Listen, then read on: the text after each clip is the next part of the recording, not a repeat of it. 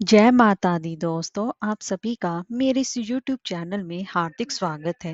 दोस्तों, दशा माता के व्रत चल रहे हैं और दशा माता के व्रत के दिनों में कहानियां सुनी जाती हैं और दशा माता की पूजा उपासना की जाती है। तो दोस्तों, आज की इस वीडियो में मैं आपको दशा माता व्रत कथाओं में की दो व्रत कथाओं का रसपान कराने जा रही हूँ। तो चलिए वीडियो शुरू करते हैं। एक राजा था और उसकी रानी का नाम कोमलांगी था। वह हमेशा ही फूलों की शैया पर सोया करती थी। एक दिन फूलों के साथ कच्ची कली भी आ गई। कच्ची कली के कारण उसे रात को नींद नहीं आई और वह करवटें बदलती रही। राजा ने पूछा, प्रिय, आज क्या बात है जो तुम्हें नींद नहीं आ रही है? रानी ने बताया कि आज फूलों में एक कच्ची कली आ गई है, वह मेरे शरीर में चुभ रही है, इसी कारण मुझे नींद नहीं आ रही है। राजा के शयन कक्ष में एक दीपक जल रहा था, जिसे कि ज्योति स्वरूप कहते थे। ज्योति स्वरूप रानी की बात सुनकर हंसा। राजा ने हाथ जोड़कर उससे हंसने का कारण पूछा। ज्योति स्वरूप ने बताया कि अभी तो रानी को कच्ची कली के कारण इतनी तकलीफ हो रही है। कल सवेरा होने पर जब रानी का सिर का बोझा ढोना पड़ेगा, तब इनकी क्या गति बनेगी? राजा ने पूछा, क्या मेरे जीवित रहते ऐसा संभव है? तब दीपक ज्योति स्वरूप ने उत्तर दिया, हाँ संभव है, तुम्हारे जीते जी ही संभव है। ज्योति स्वरूप की बात सुनकर राजा ने मन में सोचा कि देववाणी कभी भी असत्य नहीं होती, होने को कौन टाल सकता है। रानी को अवश्य बोझा ढोना पड़ेगा, परंतु ये हो सकता है कि यदि मैं इसे एक सिंदूक में बिठाकर समुद्र में बहा दूं तो ये संभव है कि ये बोझा ढोने से बच जाए, क्योंकि समुद्र में डूब जाने पर बोझा ढोने से बच जाएगी। राजा ने उसी समय रानी से कहा, चलो मैं तुम्हारे मायके में छोड़ आऊं, कुछ दिन तुम वहीं पर रहना। रानी बोली, परंतु महाराज, मेरे मायके में तो कोई भी नहीं है, मैं वहां किसके पास रहूंगी? राजा ने कहा कि तुम्हारे गोत्रज संबंधी वहां बहुत ही अच्छी दशा में है, मैं उन्हीं के पास तुम्हें भेज देता हूँ। राजा ने र, रानी की बात मान ली। रानी ने राजा की बात मान ली। रानी ने बहुमूल्य आभूषण और कीमती वस्त्र धारण किए। तब राजा ने रानी को संदूक में बिठाकर नदी में बहा दिया। वह नदी समुद्र में ऐसी जगह मिलती थी जहां पर राजा के बहनोई का राज्य था। समुद्र से मोती निकालने का ठेका राजा के बहनोई ने ले रखा था। यह संदूक बहता बहता जब राजा के बहनोई के इलाके में पहुंचा, तो उसने मल्लाहों को आज्ञा देकर संदूक को समुद्र से बाहर निकलवा लिया। संदूक को उसने अपने महल के शयन कक्ष में भिजवा दिया और आदेश दिया कि मेरे पहुंचने तक इसे कोई भी ना खोले। राजा का बहनोई, जो उस जगह का स्वयं राजा था, उसके शयन कक्ष में संदूक के पहुंचते ही रानी को पता चला कि इस संदूक को राजा ने समुद्र से पाया है, तो वह फौरन शयन कक्ष में आई। उसने पहरेदारों को हट जाने को कहा। रानी ने संदूक को खोल दिया। उसे संदूक के अंदर 16 श्रृंगार की एक स्वर्ग सुंदरी मिली। रानी ने अपने मन में सोचा कि यदि राजा इसको इस दशा में देखेंगे तो इसके ही हो जाएंगे और मुझे छोड़ देंगे। इसलिए उस रानी के सब जेवर कपड़े उतार कर उसे फटे पुराने कपड़े पहना दिए और संदूक में बंद कर दिया। राजा जब बाहर से महल में आए तो उसने रानी को अपने शयन कक्ष में बुलाया और रानी से पूछा कि क्या तुमने देखा है कि इस संदूक में क्या है? रानी ने उत्तर दिया कि मैंने कुछ नहीं देखा, मुझे नहीं पता कि संदूक में क्या है। राजा ने रानी के सामने संदूक खुलवाया तो उसे संदूक के अंदर फटे पुराने कपड़े में एक स्त्री दिखाई दी, जो कि भिखारन सी लग रही थी। रानी ने कहा कि ये कोई भिखारन लग रही है, इसको कारखाने में भिजवा दिया गया, वहां लकड़ी ढोकर अपना जीवन निर्वाह करती रही। राजा ने रानी के कहे अनुसार उसे कारखाने में भिजवा दिया। एक दिन रानी की सहेलियां नदी में स्नान करके दशा माता का डोरा ले रही थी। उनके पास एक डोरा रह गया था। वह ये सोच रही थी कि इस डोरे को किसे दिया जाए। उसी समय लकड़ी ढोने वाली रानी वहां आ गई। उन्होंने उसे रोककर पूछा कि बहन, हमारे साथ दशा माता का एक डोरा ले लो। रानी ने कहा कि मुझे डोरा लेने में कोई हर्ज नहीं है, परंतु मुझे तो खाने भर को तक नहीं मिलता, मैं इस डोरे से की पूजा कैसे करूंगी? तो वह बोलेगी, तुम इस बात की चिंता मत करो, हम हर रोज इस जगह स्नान करने आया करेंगे। 9 दिनों तक हम यहाँ पर कथा करेंगे, तुम भी रोज आकर कथा में शामिल हो जाया करना। दूसरे दिन पूजा होगी, तब तक जब तक दशा माता चाहेंगी तुम्हारी दशा भी बदल जाएगी। रानी ने दशा माता का ध्यान कर डोरा ले लिया। उसी दिन रानी के पति राजा को ये चिंता हुई कि रानी को संदूक में बंद करके बहा तो दिया था, परंतु पता नहीं उसका क्या हाल होगा। उसकी खोज खबर लेने के लिए राजा एक नौका पर बैठकर नदी की यात्रा करता हुआ अपने बहनोई के यहाँ पहुंचा। संध्या के समय वह अपनी बहन से बोला, मेरे हाथ पैरों में बहुत ज्यादा दर्द हो रहा है, किसी दबाने वाले को बुलाओ। तब उसकी बहन ने वो लकड़ी ढोने वाले भिखारन को बुलाकर लाने की आज्ञा दी। उसने कहा, आज रात तुम मेरे भाई के पैर दबा दो। वह बड़े संकोच में पड़ गई। अपने मन में सोचने लगी, आज तक मैंने कभी किसी पुरुष को छुआ तक नहीं है। रानी अपने भाई के पैर दबाने के लिए उस पर जोर डाल रही थी, इसलिए लाचार होकर उसने हाँ कर दी। राजा के पैर दबाते दबाते रानी को उसके पाँव में पदम दिखाई पड़ा। रानी चुपचाप रोने लगी। उसके आंसू राजा के पैरों पर टपक पड़े। राजा ने उससे पूछा, तुम क्यों रो रही हो? तुम अपना भेद मुझे बताओ। मेरे द्वारा तुमको कोई भी हानि नहीं होगी। रानी बोली, जैसा पदम आपके पैरों में है वैसा ही पदम मेरे पति के पैर में भी था। पहले के दिनों को याद आ जाने पर मुझे रोना आ गया। राजा ने उसे पहचान लिया। राजा बोला, मैं समझ गया, अब तुम्हें पैर दबाने की जरूरत नहीं है। तुम्हारे भाग्य में जो लिखा था वह तुम्हें भोगना ही पड़ा। मैंने उसे टालने के लिए जो उपाय किया था उसका नतीजा उल्टा ही निकला। तुम्हें मेरे जीते जी लकड़ियां ढूंढनी पड़ी। सवेरा हुआ परंतु अतिथि घर से राजा सोकर नहीं उठा और ना ही पैर दबाने वाली दासी ही कमरे से बाहर निकली। राजा की बहन को चिंता होने लगी। थोड़ी देर बाद दासी कमरे से बाहर निकली और कारखाने में काम करने चली गई। रानी ने कमरे में जाकर अपने भाई को जगाया। उसका भाई बोला, मेरी तबीयत ठीक नहीं है, मेरा सर दर्द कर रहा है, मैं अभी आराम करना चाहता हूँ और मेरा मन भी बहुत व्याकुल हो रहा है। रानी ने पूछा, आखिर बात क्या है, कुछ तो बताओ। राजा ने कहा, बड़ी शर्म की बात है, मैंने तुम्हारी भाभी को जानबूझकर संदूक में बिठाकर तुम्हारे पास इसलिए भेजा था कि इसे यहाँ आराम से रखा जाएगा, परंतु उसे तो यहाँ लकड़ियां ढोनी पड़ रही हैं। उसके तुमने सारे गहने कपड़े उतार कर उसे रास्ते की भिखारन बना दिया। उसकी बहन बोली, मैंने उसे नहीं पहचाना। उसने दासियों को भेजकर उसे चुपचाप अपने पास बुलाया।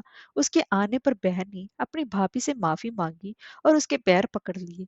कुछ दिनों तक राजा अपने बहनोई बहन के रहकर रानी को अपने साथ लेकर राजधानी में लौट आया। रानी ने अपने महल में पहुंचकर सुहागनों को न्योता भेजा। बड़े ही धूमधाम से दशा माता के डोरे की पूजा की और नगर में ढिंडोरा पटवाया गया कि आज से अमीर गरीब सब दशा माता का डोरा लिया करें और श्रद्धा पूर्वक पूजा किया करें। जिसके पास पूजन पारण के लिए धन की कमी हो तो वह महल से ले जाया करें।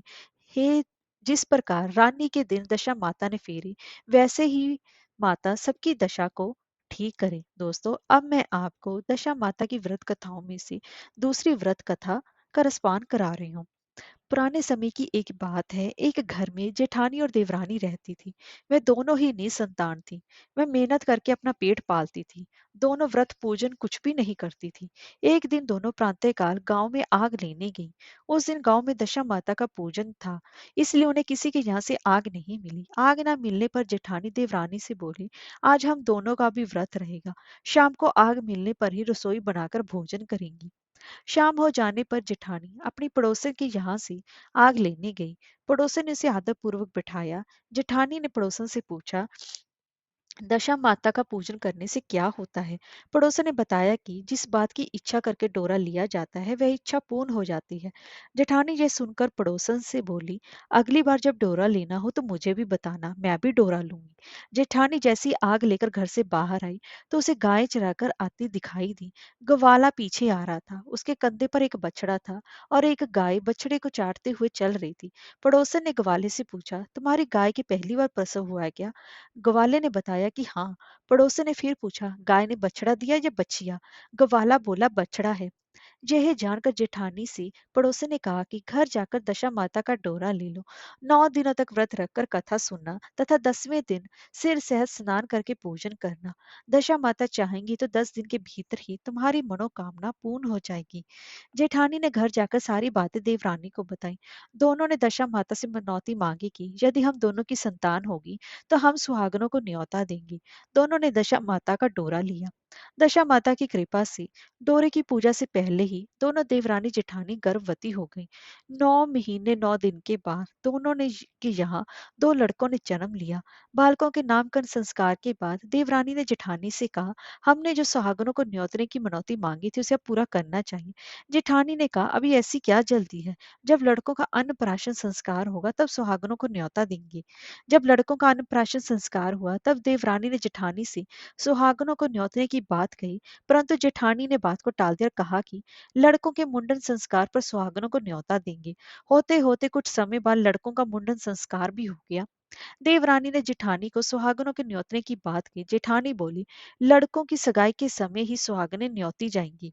लड़के बड़े हो गए, उनकी सगाई भी हो गई, परंतु जेठानी ने अब की बार भी सुहागनें नहीं न्योती। जेठानी बोली, जिस दिन लड़कों के फेरे होंगे उसी दिन सुहागनों को न्योता देंगी। इस पर देवरानी बोली, बहन तुम्हारी जब इच्छा हो तब सुहागनों को न्योता देना, परंतु मैं तो लगन के दिन ही सुहागनों को न्योत दूंगी। देवरानी ने लगन के दिन ही सुहागनों को न्योता दिया, परंतु जेठानी ने कुछ भी परवाह ना की। लगन के बाद माता के पूजन करके दोनों दूल्हे बारात सजाकर बैंड बाजे सहित ब्याहने चल दिए। देवरानी के बेटे का विवाह बड़े धूमधाम से सकुशल पूर्ण हो गया, परंतु जेठानी ने सुहागनों को न्योता नहीं दिया था। इसलिए दशा माता ठीक फेरों के समय उसे उठाकर ले गई। दूल्हे के सहसा गायब हो जाने के कारण वर कन्या दोनों में हाहाकार मच गया। उसकी बारात खाली हाथ घर लौट कर आई, परंतु लड़की की माता बड़े संकट में पड़ गई। इस अधब्याही लड़की से अब कौन विवाह करेगा? पड़ोस की चतुर सुहागनों ने लड़की की माता को समझाया कि ब्याह का जो भी सामान बचा है उस सामान को लड़की के हवाले कर दिया जाए। लड़की भिखारियों को सदा व्रत देने लगी। एक दिन एक साधु तीर्थ यात्रा करता हुआ वहां आया। गांव से घने जंगल में एक पीपल का पेड़ था। लोग इस पीपल के पेड़ को पारस पीपल कहते थे। उसी पेड़ पर दशा माता का निवास था। साधु चलता चलता शाम को उसी पेड़ के नीचे ठहर गया। झाड़ूदार ने आकर उसी पेड़ के पास वहां पर झाड़ू लगाई, वहां पर पानी का छिड़काव किया तथा माली ने वहां पर लाकर फूल बिखेर दिए। तब अनेक देवता अनेक प्रकार की पोशाक पहनकर आने लगे तथा स्थान पर बैठने लगे। सबसे बाद में स्वर्ग के राजा इंद्र का सिंहासन उतरा। इसी के साथ स्वर्ग की अप्सराएं आकर सिंहासन के चारों ओर नाचने लगी। उसी समय अध ब्याहे लड़के को गोद में लेकर दशा माता पीपल के पेड़ से नीचे उतरी। इंद्र के साथ स्वर्ग से एक सूरा गाय भी आई थी। उसने 2 गिलास दूध दिया था। लड़के ने ब्याहे की भा का एक गिलास अलग रख दिया गया। दूसरे गिलास का दूध भी पी लिया। जब तक अप्सराओं का नाच गाना होता रहा, दशा माता लड़के को गोद में लेकर बैठी रही। प्रातःकाल होते ही देवताओं का दरबार भंग हुआ। साधु भी वहां से चलकर गांव में आया। साधु महाराज गांव में भिक्षा मांगते मांगते अधब्याही लड़की के घर पर पहुंचा। लड़की ने आदरपूर्वक साधु को बैठाया और भोजन तैयार किया। लड़की ने 3 पत्तल परोस कर रखी। पहली पत्तल अधब्याही की अपने पति के लिए रखी, दूसरी पत्तल बाबा जी के सामने रखी, एक एक पत्तल अपने सामने रखी। बाबा ने अपने आप कहा, वाह, जो बात मैंने रात वहां देखी वही बात यहाँ भी देखने को मिल रही है। लड़की ने पूछा, क्या बात है बाबा जी? साधु बाबा ने बात टालते हुए कहा, हम बैरागी लोग ऐसी नेक बातें कहते रहते हैं, तुम्हें ऐसी बातों से क्या मतलब? तुम तो भोजन करो और भगवान का भजन करो। लड़की ने हट पकड़ ली और उसने कहा, जब तक आप अपनी कही बात का खुलासा नहीं करेंगे तो मैं भोजन कहाँ करूंगी? इसी पर भी साधु बाबा चुप रहे। तब वह लड़की बोली कि आप साधु हैं और मैं सती हूँ। आप या तो अपने कथन को स्पष्ट कीजिए कि आपने ऐसा रात में क्या देखा था, नहीं तो मैं आपको शाप दे दूंगी। तब साधु बाबा ने रात का सारा किस्सा कह सुनाया। यह सुनकर लड़की ने बाबा के साथ पीपल के पेड़ के पास जाने का निश्चय किया। साधु बाबा आगे आगे चले और लड़की उनके पीछे पीछे चलती रही। साधु बाबा लड़की को पार्स पीपल के पास छोड़कर चले गए। संध्या होने पर नित्य की तरह जमादार ने झाड़ू लगाई और पानी फेरा गया और माली ने फूल बिछाए। देवताओं के राजा इंद्र आए। अप्सराओं का नाच गाना प्रारंभ हो गया। उसी समय दशा माता पीपल के पेड़ पर से उतरकर दरबार में बैठ गई। लड़के ने सूरा गाय का दूध लिया और एक गिलास अधब्याही लड़की के लिए रख दिया। जैसे ही लड़के ने दूध का गिलास मुंह पर लगाया, त्यों ही लड़की दूसरा गिलास हाथ में लेकर वर के सामने आ गई। वह बोली, अपना भाग लेने के लिए मैं उपस्थित हूँ। मेरे लिए क्या आज्ञा है? मैं सेवा करने के लिए तैयार हूँ। तब लड़का बोला, मैं इस तरह से तुमसे नहीं मिल सकता। मैं दशा माता की सेवा में रहता हूँ। मुझे अभी दरबार में जाकर दशा माता की गोद में बैठना होगा। यदि तुम्हें मुझसे प्यार है तो दशा माता को प्रसन्न करके उनसे मुझे अपने लिए मांग सकती हो, तब मैं तुम्हारा हो सकता हूँ। लड़का दूध पीकर दशा माता की गोद में जाकर बैठ गया। लड़की अप्सराओं के सामने साथ नाच गाने लगी। जब सवेरा हुआ तो दशा माता ने इस नई लड़की को बुलाकर पूछा, तुम कौन हो? तुम्हारे नाचने से मैं बहुत प्रसन्न हुई। जो कुछ मांगना है मांग लो। लड़की ने दशा माता से वचन ले लिया कि मैं जो कुछ मांगूंगी आप मैं मुझे प्रदान करेंगी। तथास्तु कहने के बाद लड़की ने दशा माता से अपने पति को पकड़कर कहा, मुझे यही चाहिए। दशा माता ने कहा, तूने मांगा तो बहुत, परंतु मैं वचन दे चुकी हूँ, इसी कारण मैं तेरे पति को तुझे वापस देती हूँ। राजा इंद्र ने पूछा कि भगवती ये सब क्या राज है, मैं इस राज को जानना चाहता हूँ। तब दशा माता ने बताया कि ये लड़का मेरे वरदान से प्राप्त हुआ था और इसकी माता ने मनौती मांगी थी कि लड़का पैदा होने पर मैं सुहागनों को न्योता दूंगी, परंतु उसने अभी तक अपना वचन पूरा नहीं किया। इसी कारण मैं इस लड़के को विवाह मंडप से उठा लाई थी। यह लड़की इसकी अधब्याही पत्नी है और पतिव्रता है। पतिव्रता होने के कारण ये देश समाज में पहुंचकर मुझसे अपना पति मांग रही है। दशा माता के ऐसे वचन सुनकर इंद्र सहित सब देवताओं ने वर वधु के ऊपर पुष्प की वर्षा की। तब तक साधु बाबा भी वहां पर आ गए। साधु बाबा दूल्हा दुल्हन को साथ लेकर गांव की ओर चल पड़े। जब ये तीनों गांव के समीप पहुंचे तो गांव वालों ने दूल्हा दुल्हन को देखकर लड़की के पिता को सूचना दी कि तुम्हारी पुत्री अपने दूल्हे के साथ आ रही है। जिस दिन से लड़की चली गई थी उसके पिता ने लोकचार के हिसाब से डर के कारण बाहर निकलना ही बंद कर दिया था। गांव वालों को भी ये बात सुनकर उसने घर के किवाड़ बंद कर लिए। उसने समझा कि लड़की साधु बाबा के साथ आ रही होगी, इसलिए लिए लोग मेरा उपहास कर रहे हैं। जब गांव के गणमान्य व्यक्तियों ने यही बात बताई, तब उसने घर के किवाड़ खोले और बाहर निकला। जब उसने सचमुच अपने द्वार पर लड़की और दामाद को खड़े देखा, तो उसकी प्रसन्नता का कोई भी ठिकाना नहीं रहा। लड़की के पिता ने इस खुशी के मौके पर बहुत ही ज्यादा दान पुण्य किया और फिर से विवाह की तैयारी की। लड़की ने अपनी माता से कहा कि इस तरह से विवाह नहीं होगा। पहले दूल्हे की माता सुहागनों को न्योता देकर बारात लेकर आए, तब विवाह के नेक पूरे किए जाएंगे। लड़की के पिता ने लड़के के घर पर खबर भेजी। लड़के की मां ने पहले सुहागनों को न्योता दिया, तब बारात चली। बड़ी धूमधाम से विवाह हुआ। वर वधु दोनों अपने घर पर आ गए। वधु की खुशी में लड़के की माता ने दोबारा सुहागनों को न्योता दिया। उसी समय से विवाह के दिन वर के घर पर सुहागनों को न्योता देने की प्रथा चली आ रही है। हे दशा माता, जिस तरह आपने उसे सती की दशा बदली, वैसे ही कहानी सुनने वाले और कहानी कहने वालों की सभी का कल्याण करना। जय हो दशा माता की।